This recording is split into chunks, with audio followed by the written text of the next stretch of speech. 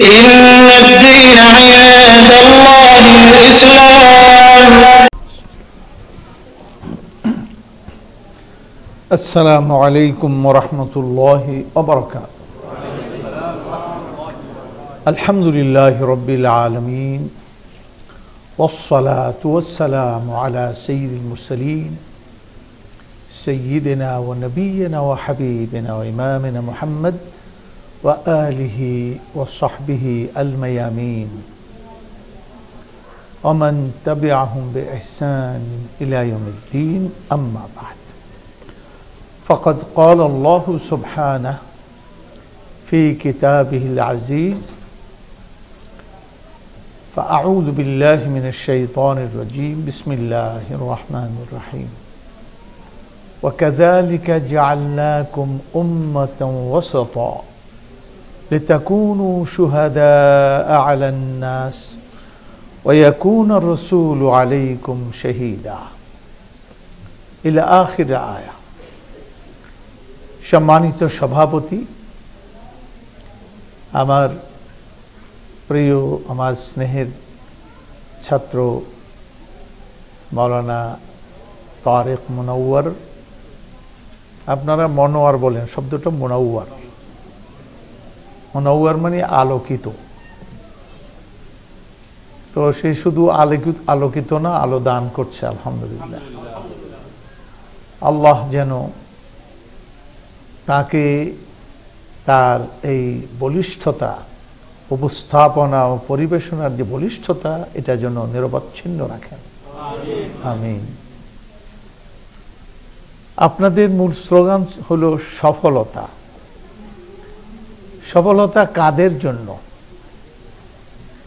আমি সেই পরিচয়টা আজকে আপনাদের সামনে নিয়ে আসতে চাচ্ছি। যে আয়াতে কারিমা তেলাওয়াত করেছি, এর তর্জমা আগে, এর মানের তর্জমা শুনে নেই, এরপরে এই কেন্দ্রিক আলোচনা। ইরশাদ হচ্ছে, আর এমনি ভাবে আমি তোমাদেরকে মধ্যপন্থী উম্মত হিসাবে তৈরি করেছি। কি জন্য? যাতে করে তোমরা মানব জাতির জীবনের সাক্ষী হতে পারো, আর তোমাদের জীবনের সাক্ষী হবেন আল্লাহর রাসূল। তরজমা শুনলেন। এই উম্মাহ, মুসলিম উম্মাহ, এই উম্মাকে বলা হয়েছে মধ্যপন্থী উম্মাহ। প্রথমত আমরা একটু জেনে নিই যে মধ্যপন্থী বা মধ্যপন্থা বলতে কি বোঝানো হয়েছে। আল্লাহ সুবহানাহু ওয়া তাআলা অন্য আয়াতে বলছেন, কুনতুম খায়রা উম্মাহ, তোমরা শ্রেষ্ঠ উম্মাহ। তাইলে মধ্যম উম্মাহ, মধ্যপন্থী উম্মাহ, এর অর্থ হলো তোমরা শ্রেষ্ঠ উম্মাহ। দুনিয়াতে যত উম্মাহ আছে এর মধ্যে তোমরা শ্রেষ্ঠ উম্মাহ। আরবিতে বলে খায়রুল উমুর আওসাতুহা, প্রতিটি জিনিসের উত্তম অংশটা তার মাঝেরটা। প্রতিটি জিনিসের উত্তম অংশ তার মাঝেরটা। তো মাঝের যদি উত্তম অংশ হয়ে থাকে, তাহলে একবার বলা হলো উত্তম উম্মাহ, আরেকবার বলা হলো মধ্যপন্থী উম্মাহ। তাহলে মাঝেই তো। এই তোমাদেরকে মাঝে দাঁড় করানো হলো কেন? লিতাকুনু শুহাদা আলান নাস, মানব জাতির জীবনে তোমরা হবে তাদের জন্য সাক্ষী। এই সাক্ষীটা দুই প্রকার। এক প্রকার মুখ দিয়ে, কথা দিয়ে, আর একটা অবস্থান দিয়ে। আপনারা মুখে কথা বলবেন, সত্য কথা বলবেন, সঠিক কথা বলবেন, মানুষের মুক্তির পথ দেখাবেন, এবং প্রমাণের সাথে, যুক্তির সাথে, কৌশলের সাথে, হিকমতের সাথে আপনারা উইজডম ব্যবহার করে আপনারা সাক্ষ্য দিবেন, সত্যের সাক্ষ্য দিবেন। কিন্তু আপনারা তখনই পারবেন এটা যখন আপনারা ফলোয়ার্স থাকবেন কার? মুহাম্মদুর রাসূলুল্লাহ সাল্লাল্লাহু আলাইহি ওয়াসাল্লাম তাকে সাক্ষী মানবেন। তো প্রথম গেল কথা, এরপরে কাজের অবস্থানের মাধ্যমে। আমার দেশে মাটি কাটে, মাটি কাটলে মাঝখানে একটা জায়গা ছেড়ে দেয়, এটা কাটে না, এটাকে কি বলে? সাক্ষী। কিসে সাক্ষ্য দেয়? মানে এটার মাথায় সুতা টানিয়ে চারদিকে পরিমাপ করা হয়, মাটি কতটা কাটা হয়েছে এটার সাক্ষ্য দেয় কে? এই জায়গাটাই সাক্ষ্য দেয়, তার অবস্থান দিয়েছে, মুখে বলে না।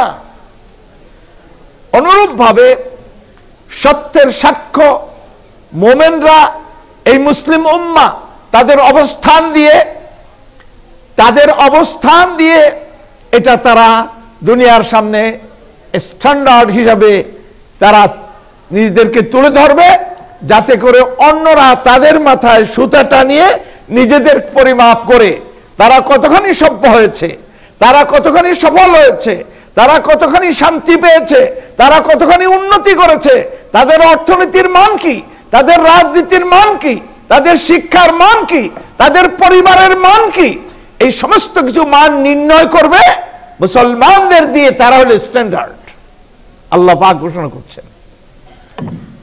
আমরা আবার ফিরে যেতে চাই মধ্য উম্মাহ, মধ্যপন্থী, মধ্যম উম্মাহ।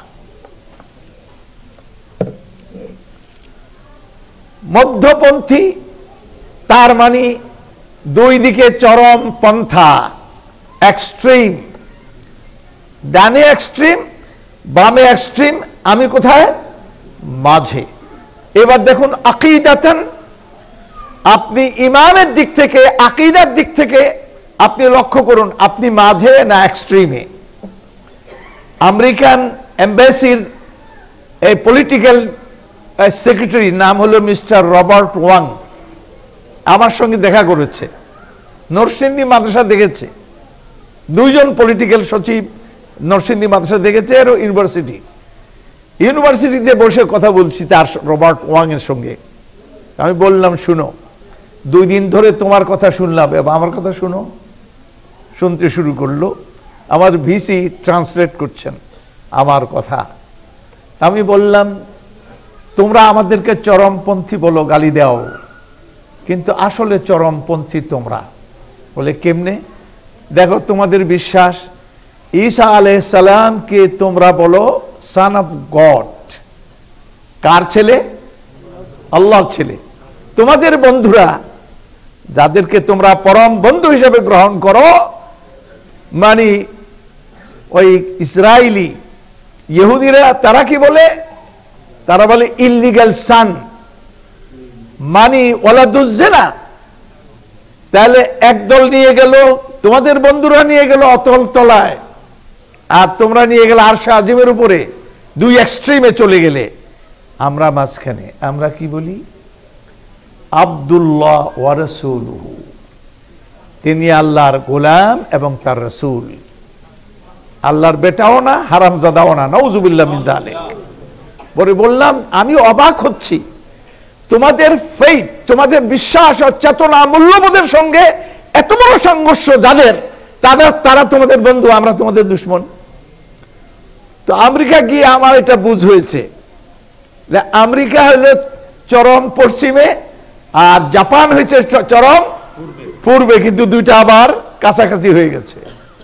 বিশ্বযুদ্ধে যে বোমাটা ফেলছে, মাঝখানে কোনো দেশে নামেনি, ডাইরেক্ট গিয়ে বোমাটা ফেলেছে, তার মানে কাছাকাছি ছিল। 2 প্রান্ত কাছাকাছি এসে গেছে, এই জন্যই তোমরা কাছাকাছি, কিন্তু আমরা মাঝে। এখন দেখো সঠিক কোনটা, এটা তোমার আকীদা, তোমার বিশ্বাস, জীবন দর্শনটা তোমাদের এরকম। আবার শুনো, তোমরা শরীয়তের দিক থেকে, বিধি বিধানের দিক থেকে আসো। তোমাদের বন্ধুরা যখন কোনো তার বউর পিরিয়ড হয় মাসে, তখন তাকে বিছানা থেকে আলাদা করে দেয়, ইহুদিরা আলাদা করে দেয়, অসুচি হয়ে গেছে। আর তোমাদের এখানে স্ট্যাটাস কো, মানে as it was, as it is, ঠিক আগে যেমন এখনো তোমার পাশেই থাকে, দৈহিক সম্পর্ক হতে থাকে। এইটা হলো তোমরা এক প্রান্তে, তারা আরেক প্রান্তে। আমরা কি বলছি? আমাদের রাসূল বলেন, নাভি থেকে হাঁটু পর্যন্ত কাপড় শক্ত করে বাঁধো, তোমার সঙ্গে রাত্রি যাপন করবে। তাহলে তাকে তাড়িয়েও দিলাম না, আবার এজ ইট ওয়াজও না। এখন বলেন, বলো যে আইনের দিক থেকে, বিধানের দিক থেকে, শরিয়ার দিক থেকে আমরা মাঝে, তোমরা তোমাদের বন্ধুরা প্রান্তিক এক্সট্রিমে চলে গেছে।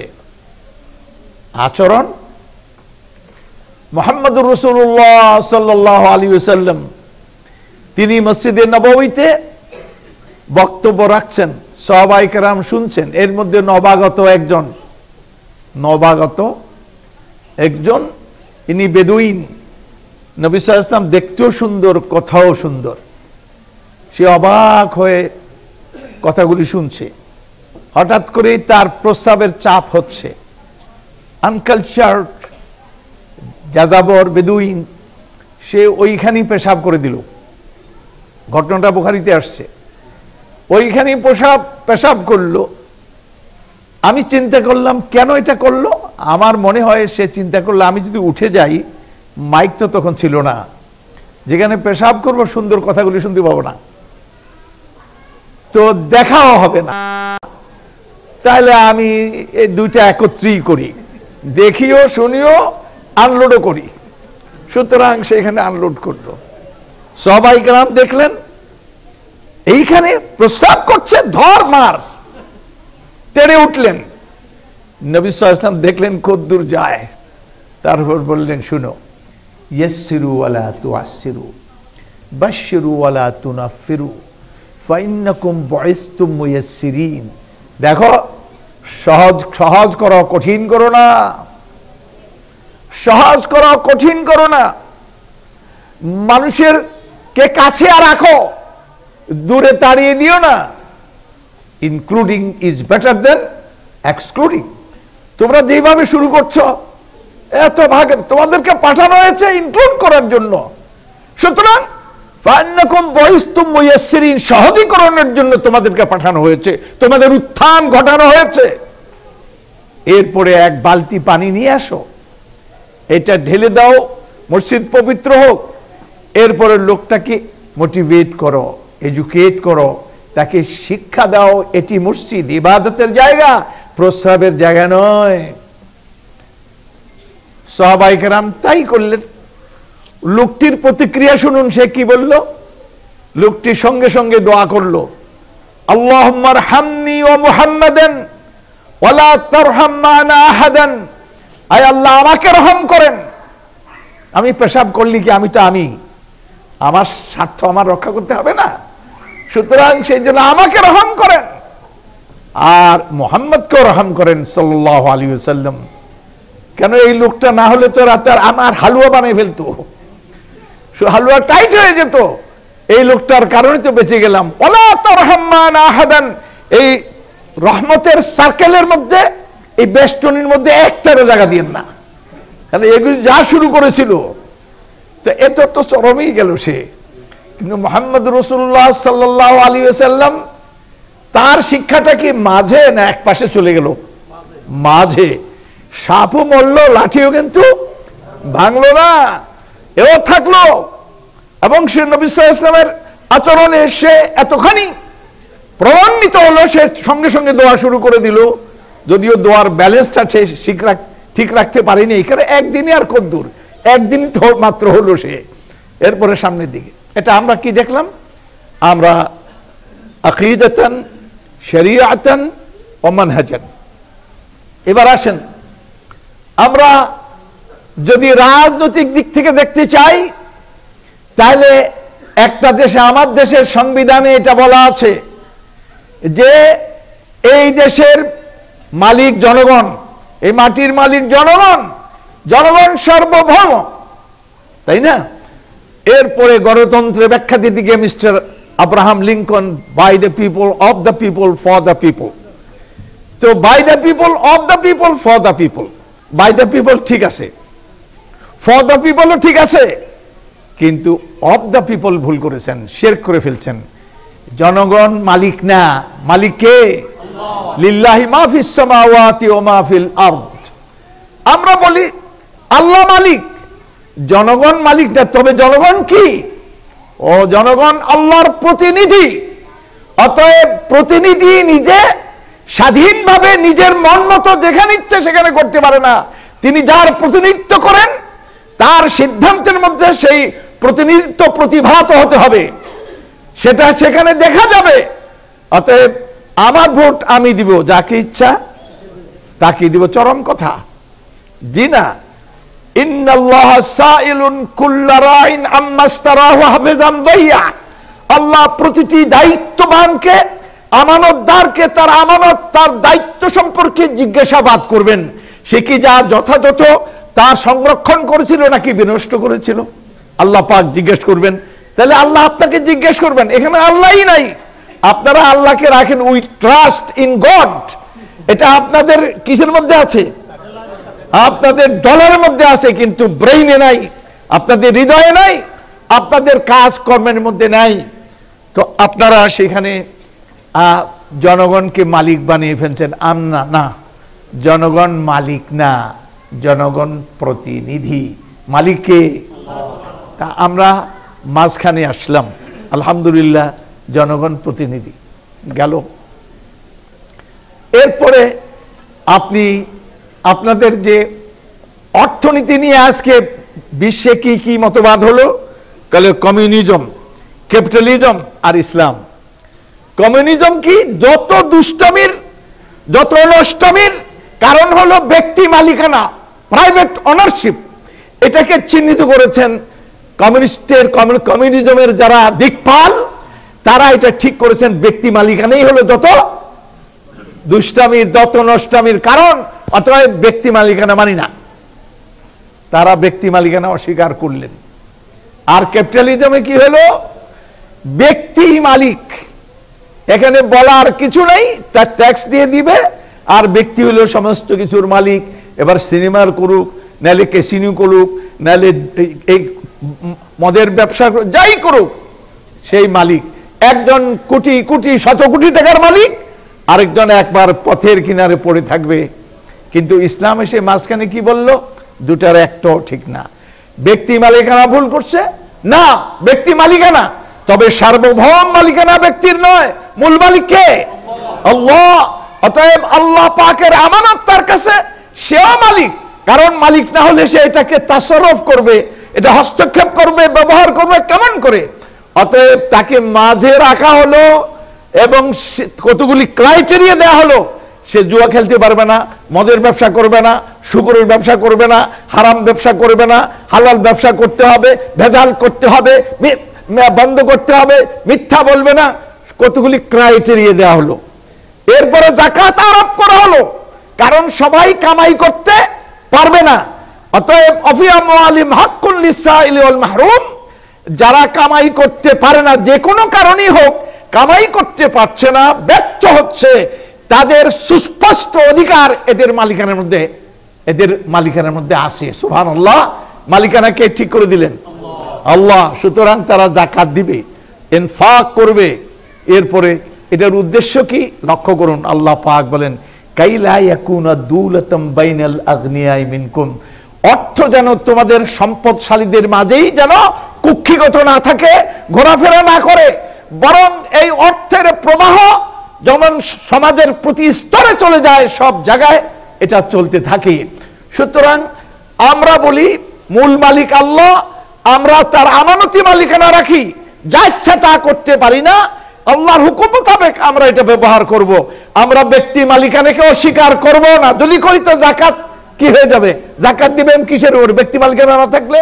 অতএব ব্যক্তি মালিকানা স্বীকার করি, তবে ক্যাপিটালিজমে যারা বিশ্বাস করে তাদের মতো অবাধ না, এইভাবে ছেড়ে দেওয়া যাবে না, বরং মাঝামাঝি আমরা আছি। সুতরাং অর্থনৈতিক দিক থেকেও আমরা কোন জায়গায় আছি? মাঝা আছি। মালিকানাও আমরা মাঝামাঝি আছি, রাষ্ট্র শাসনে আমরা মাঝামাঝি আছি। তাহলে আল্লাহ পাক এই উম্মতকে বলছেন কাযালিকা জাআলনাকুম উম্মাতান ওয়াসাতা, মধ্যপন্থী উম্মত হিসাবে তোমাদেরকে উপস্থাপন করেছি। লিতাকুনু শুহাদা আলান নাস, তোমরা সাক্ষী হবে। সাক্ষী মানে কি? আল্লাহ পাক এটাই বুঝাইতে চাইছেন, তোমরা এই মানব জাতির নেতা হবে। কি হবে? আচ্ছা বলেন, ইমাম সাহেব জামাতের কি এই এক পাশে দাঁড়ায় না মাঝখানে দাঁড়ায়? মাঝখানে দাঁড়ায়, কারণ তাকে লিডারশিপ দিতে হবে ডান আর বাম। সে ঠিক মাঝখানে দাঁড়াচ্ছে ইমাম। তাহলে মুসলিম জাতি হলো ইমাম। কাদের ইমাম? মানব জাতির ইমাম। তবে মুসলিম জাতির ইমাম কে? মুহাম্মদুর রাসূলুল্লাহ ওয়া ইয়াকুনুর রাসূলু শাহীদান আলাইকুম। তাহলে তিনি ইমাম হলেন। আল্লামা ইকবাল এটাকে সুন্দর বলছেন, जिस तरह अहमद मुख्तार थे नबियों के इमाम, जिस तरह अहमद मुख्तार थे नबियों के इमाम, उसी तरह उनकी उम्मत भी है इमाम अक़वाम। শুনো, যেভাবে মুহাম্মদুর রাসূলুল্লাহ সমস্ত লিডারদের লিডার, সমস্ত নবীদের নবীরা হলো লিডার, লিডারদের তিনি লিডার, অনুরূপভাবে তার ফলোয়ার্স এই উম্মতে মুহাম্মাদিয়া হলো দুনিয়াতে যত জাতি হবে সব জাতির লিডার হবে তারা। আল্লামা ইকবাল এই কথা বললেন। আর এই কথাটা তো তিনি স্লোগান দিলেন, আল্লামা ইকবাল বললেন, কিন্তু তার বাস্তবতা একটু দেখি। ও সুবহানাল্লাহ, ইরানের বাদশাহ ইয়াজদাদ, সে এক লোক গোপনে পাঠিয়েছে মদিনায় যে মুসলমানদের শক্তির উৎসটা কি এটা স্টাডি করার জন্য। কারণ আমরা হাতির পিঠে লড়াই করি, তারা তো হাতি চোখেও দেখে না, তারা ঘোড়া গাধার পিঠে, তাদের ভাঙ্গার তরবারি নিয়ে তারা আমাদের সঙ্গে লড়াই করে, আর তারা সব একটা একটা করে দখল করে আমাদের দেশ থেকে খণ্ড খণ্ড করে ফেলছে। শক্তির উৎসটা কি স্টাডি করো। সুতরাং মদিনায় লোক তখন কিন্তু এই বিষা টিসা লাগতো না, এই সংকীর্ণতা মানব জাতিকে তখন ধরে নাই, ফ্রিকোয়েন্ট ঢুকে মদিনায় ঢুকছেন। এখন এই জাতিকে স্টাডি করার জন্য কি করলেন শুনুন। তিনি একটা দোকান খুললেন, দোকান খুলে পাইকারি, বাকিতে পাইকারি আনলেন, আর খুচরা বিক্রি করলেন, বাকিতে বিক্রি করলেন খুচরা। খুব খেয়াল করুন, মাসখানিক দোকানদারি করার পরে তার স্টাডি কমপ্লিট হয়ে ডক্টরেট ডিগ্রি হয়ে গেছে, সে দোকান বন্ধ করে ফিরে গেছে। বাদশাহ জিজ্ঞেস করে, মাযা রাআইতা ফিল মুসলিমিন, তুমি মুসলমানদের মধ্যে কি দেখতে পেলে বলো। সে দেখ 100 পৃষ্ঠার কোনো রিপোর্ট পেশ করে নাই, সে মাত্র শর্টলি একটা কথা বলছে। লক্ষ্য করুন তাদের জ্ঞান, তাদের নলেজ, ধীশক্তি কোন মানের। তো বলছে, রাআইতু ফিল মুসলিমিন লা ইয়াখদাউনা ওয়ালা ইখদাউন, মুসলমানদের একটা জিনিস দেখলাম, তারা ধোঁকা দেয় না, প্রতারণা করে না, প্রতারিত হয় না। বললে তুমি বুঝলে কেমন করে? কাইফা যালিক, বুঝলে কেমন করে? সব বুঝলাম, আমি পাইকারি মহাজন থেকে এনেছিলাম, কিন্তু সময় মতো কড়াই গন্ডায় আদায় করে নিয়ে গেছে আমার থেকে। আর আমি পাইকারি, আমি খুচরা বাকি দিয়ে দিয়েছিলাম, কিন্তু সময় মতো সবাই এসে যার যার দেনা শোধ করে গেছে। আমি দেখলাম এরা ধোঁকা দেয় না, ধোঁকা। এবার বাদশাহ কি বলে শুনুন, তাহলে কথা এই, তাহলে তো শক্তি তো এখানেই। বলে কেমন? বলে তারা ধোঁকা দেয় না, তার মানে হোম ওমানা, তারা সত্যাশ্রয়ী, সত্যবাদী, আর তারা প্রতারিত হয় না, তারা হুঁশিয়ার। সুতরাং যেই জাতির মৌলিক চরিত্র যে তারা প্রতারণা করে না, তার মানে তারা কি? তারা বিশ্বস্ত, আর প্রতারিত হয় না, তারা হুঁশিয়ার। বিশ্বস্ততা আর হুঁশিয়ারি, এই দুইটা চরিত্র যেই জাতির মৌলিক চরিত্র, আমার পায়ের তলার মাটিও আর রাখা যাবে না, এটাও নিয়ে যাবে তারা। আমাদের মধ্যে আর সব আছে, এই দুটা জিনিস নাই। তাহলে কি দেখলেন আপনারা? আপনারা সোহাদা, ওরা আপনাদেরকে দেখতে আসছে, আজকে আমরা যাই ওদেরকে দেখতে। ওরা আমাদের জনগণকে স্টাডি করার জন্য আসতো। শক্তির উৎস কি? হযরত ওমর রাদিয়াল্লাহু তাআলা সময়ের ঘটনা কি? এবার রোমান বাদশাহ, এই ঘটনাগুলি পড়েন। রোমা আরসালা কাইসার রাসূলান ইলা ওমর ইবনুল খাত্তাব রাদিয়াল্লাহু তাআলা আনহু লিয়ানজুরা আহওয়ালাহু ওয়া ইউশাহিদা আহওয়ালাহু ওয়া ইয়ানজুরা আফআলাহু। এই মদিনায় পাঠিয়েছে দূত কাইজার, কি যে ওমরকে দেখে আসো, এই বেটার অঙ্গুলি হেলনে আমাদের রোমান সাম্রাজ্য খান খান হয়ে যাচ্ছে, শক্তির উৎসটা কি দেখো। খুব লক্ষ্য করুন, ওই লোক ফাদাখালাল মদিনা, মদিনায় ঢুকছে, ঢুকে সালা আহলাহা আইনা মালিকুকুম, মদিনাবাসীদের জিজ্ঞেস, তোমাদের বাদশা কোথায়? ক্বালু মা লানা মালিক, তারা বলল আমাদের কোনো বাদশা হয় না। বাল্লানা আমির, আমাদের একজন পথিকৃত হন, আমাদের আমির হন, একজন সিনিয়র নেতা হন। খারাজা ইলা যাহিরিল মদিনা, সম্ভবত মদিনার বাইরে কোথাও গেছেন। মানে জিজ্ঞেস করছে কোন জায়গায়, কোন বাড়িতে, কয় না তিনি এখন এখানে নাই, মদিনার বাইরে কোথাও গেছেন।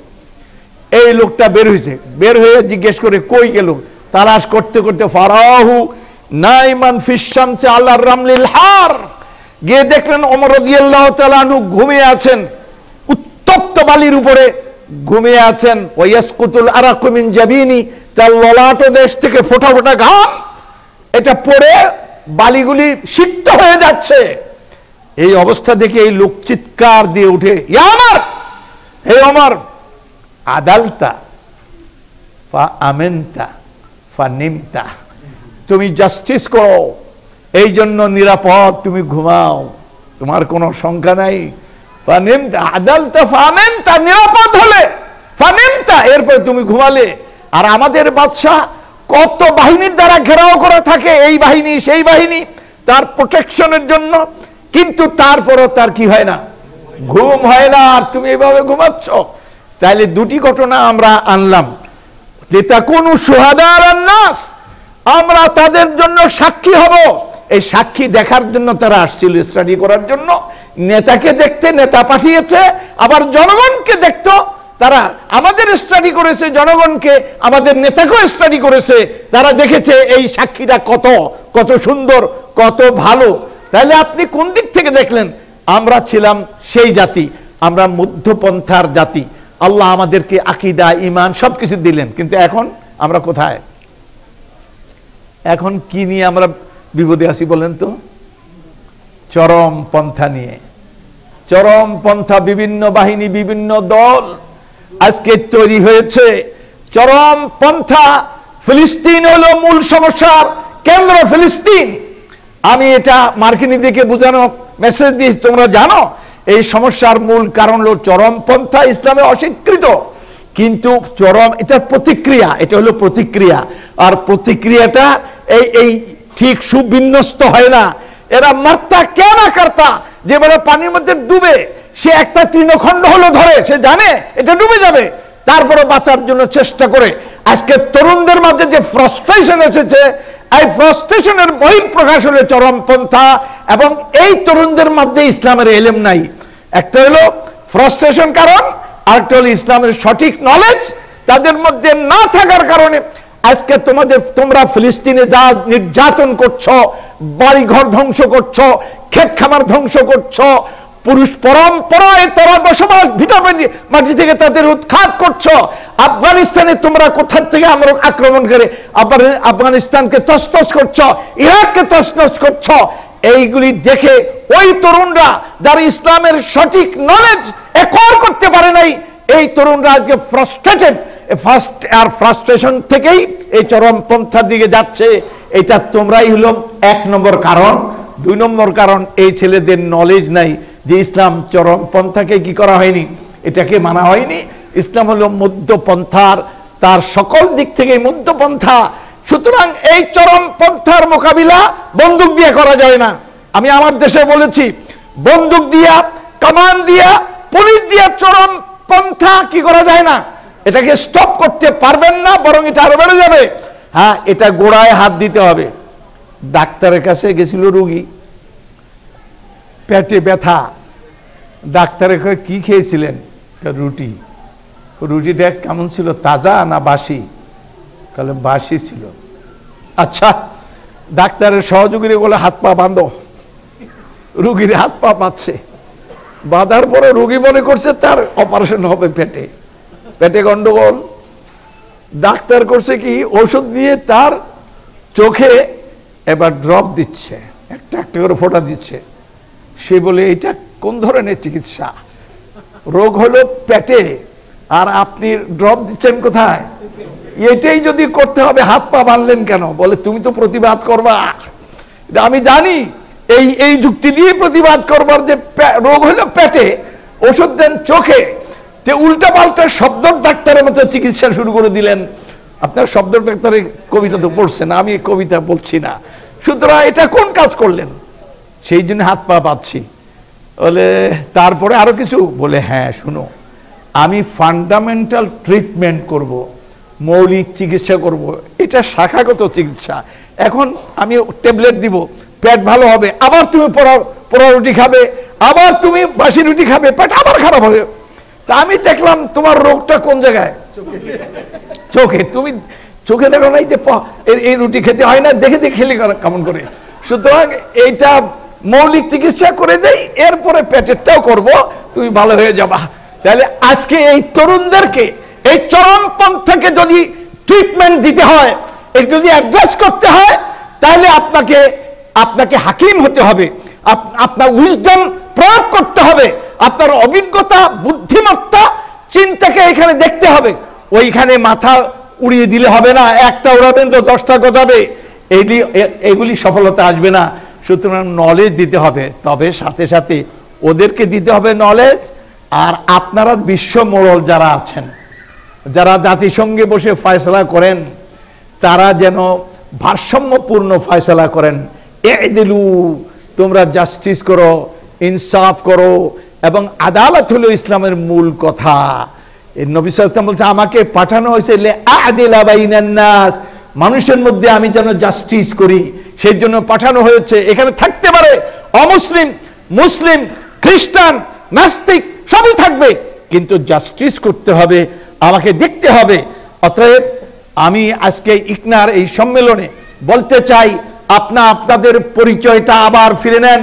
আপনারা উম্মতে ওয়াসত, আপনারা হলেন নেতার জাতি, এই পৃথিবীকে পথ দেখানোর জন্য আপনারা এসেছেন। কিন্তু এখন আপনারা কোথায়?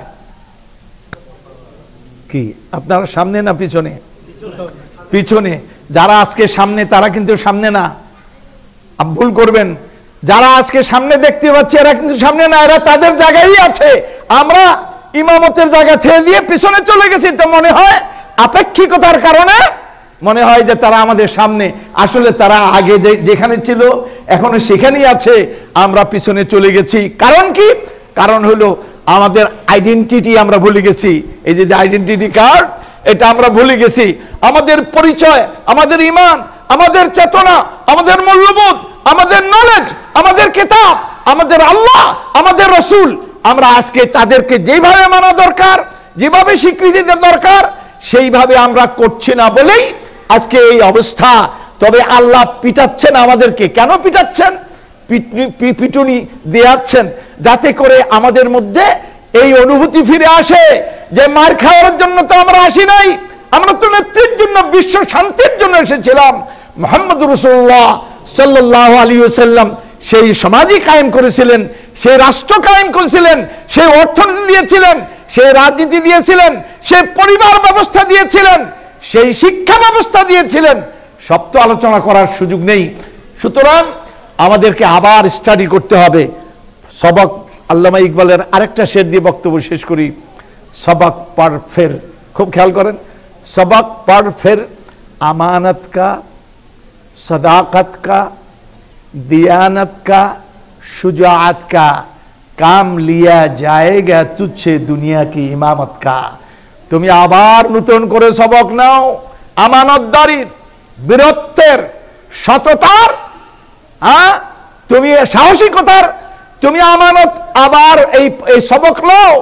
তোমার দ্বারা পৃথিবীর নেতৃত্ব আবার তোমার দ্বারা নেওয়া হবে। বন্ধুগণ, আপনারা যারা আমেরিকাতে আছেন, আমেরিকাতে গণতন্ত্র এবং লিবারেল গণতন্ত্র বলা হয়। এখানে যে যা ইচ্ছা তাই করতে পারে। তো যা ইচ্ছা তাই যদি করতে পারে, তা আপনি আপনার ইচ্ছা মতো করেন না কেন? আপনার ইচ্ছা কি? আপনার আল্লাহর দ্বীনকে বলন করবেন, তা কমিউনিকেট করবেন, মানুষকে প্রিচিং, কল, এগুলি আপনার কাজ। সেটা আপনার কথা, আপনার কাজে, আপনার চালচলনে, আপনার ব্যক্তি, আপনার পরিবার, পারিবারিক জীবনকে এমন ভাবে সুন্দর করে গড়তে হবে ওরা যেন দেখে ওদের পরিবার কোথায়, আমাদের পরিবার কোথায়। মায়া, মহব্বত, সম্প্রীতি, সৌহার্দ্য, এগুলি কাকে বলে? এগুলি আপনাদের পরিবার হবে তাদের জন্য মডেল। সুতরাং আপনারা নিজের পরিবারকে এইভাবে বানাবেন, এগুলি অবস্থান দিয়ে সাক্ষ্য দিবেন।